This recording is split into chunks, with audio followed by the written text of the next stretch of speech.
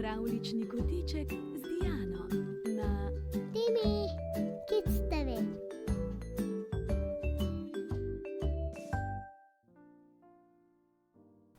Dober večer, otroci. Čas je za pravljico. Danes vam preberem tole z naslovom Zobobolka in Karijes tekmujeta. Le v čem se bosta pomerila? Gremo brat, pa da ugotovimo čim prej.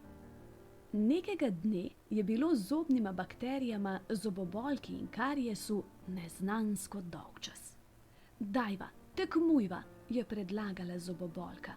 Izberiva si vsaka enega otroka in tekmujva, kateri bo v enem mesecu naredil več lukenj v njegove zobke. Super zamisel, je bil navdušen Karijes. Jaz si izberem Niko, se je odločil. Jaz pa bom izbrala Mateja, je pristavila Zobobolka. Pripravljeni, pozor, zdaj, sta zavpila in tekla v usta vsak svojemu izbrancu. Oba sta bila opremljena s krampom in lopato, tako da nobeden ni bil v prednosti. Zobobolka je takoj našla najdišče sladkorja med zadnjima dvema zobkoma, levo spodaj. Najprej se je do sitega najedla, potem pa začela udrihati s krampom. Ko je skopala nekaj koščkov sklenine, je jamo očistila z lopato in nadaljevala s krampom. Tolkla je in kopala je tako navdušeno, da ji je kmalu zmanjkalo energije. Odločila se je, da se bo malo spočila.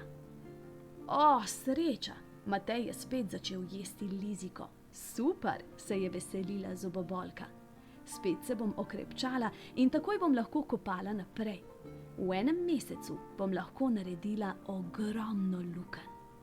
Kopala je po dnevi in celo po noči, saj si Matej zvečer sploh ni čistil zob. Kadarkoli je želela, si je privoščila prigrizek in se okrepčala.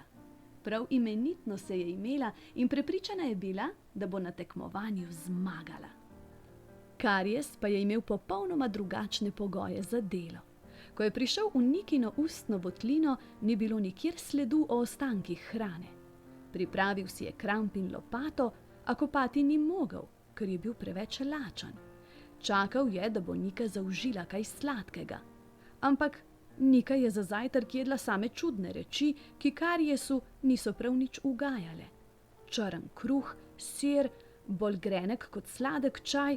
Ojoj, glava me bo bolela, je tarnal Karijes. Tega že ne bom jedel. Počakal je do kosila. Toda, joj, spet ni usta kanilo nič takšnega, kar bi mu bilo všeč. Zobne bakterije pač ne marajo ričeta. Navsezadnje pa se mu je nasmehnila sreča. Za sladico po kosilu je bila na vrsti torta. In Nika se je najedla do onemoglosti. Pa še bonbon za povrh je pohrustala. Mljask, se je oblizoval tudi Karijes. Spet je prišel k moči. Potem se je usedel na podočnik in čakal, da bo popoldne kanilo v usta še kaj, da bo dobil moč za delo.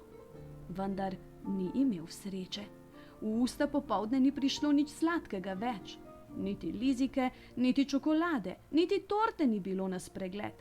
Ojoj, tako pa res ne bom mogel nič narediti. Najedel sem se komaj toliko, da se držim pokonci. Kdo bi pri takšni prehrani lahko kopal v trdne bele zobke, se je razburjal. Po večeri pa se je šele zgodilo nekaj nezaslišanega. V ustih so se prikazale bele ščetine. Zobna ščetka. Če se zobne bakterije česa bojijo, je to prav zobna ščetka. Karijes je brezglavo tekal gor in dol in levo in desno, ko je Nika ščetkala in ščetkala svoje zobke. In potem je prišla še njena mama, ter še ona nekaj časa ščetkala, da je spravila iz ust še najmanjše in najbolj skrite ostanke hrane. Karijes se je tako tresel, da ni vedel, če bo sploh preživel. Ščetkanja je bilo navsezadnje konec in Karijes se je potuhnil za drugi kočnik na levi strani zgoraj. Bil je lačen, saj za zobki ni ostalo nič, prav nič hrane. Pripravljen pa je bil jesti karkoli. Tako je bil lačen. Celo noč je bil njegov želodček prazen, zjutraj pa so ga spet prestrašili z zobno ščetko. In tako se je dogajalo vsak dan. Česa takšnega pa zobne bakterije ne vzdržijo dolgo. Kaj potem, če bo zobobolka zmagala, je naposled obupal Karies. Pograbil je kramp in lopato ter odšel na dogovorjeno mesto veliko prej, kot sta bila z zobobolko domenjena. Po enem mesecu je prišla tja tudi zobobolka.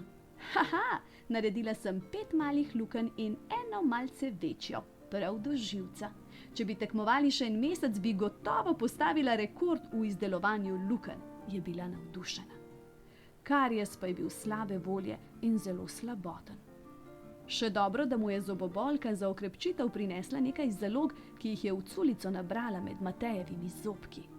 Veš kaj, zobobolka, je naposled zastokal Karies. Jaz bom najbrž spremenil svoj poklic.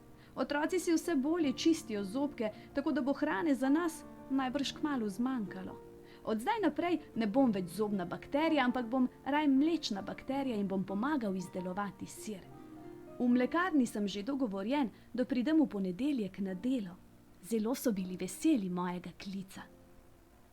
Otroci, mi dovolite, da vas še enkrat spomnim, kako zelo pomembna je zobna higiena za zdravje naših zob. Zato nikar ne pozabite ščetkati zjutraj in zvečer. Zdaj pa hitro oči zaprite, z mehko dekico se pokrite, mene pa v svojih srčkih skrite. Objem, poljubček in lahko noč.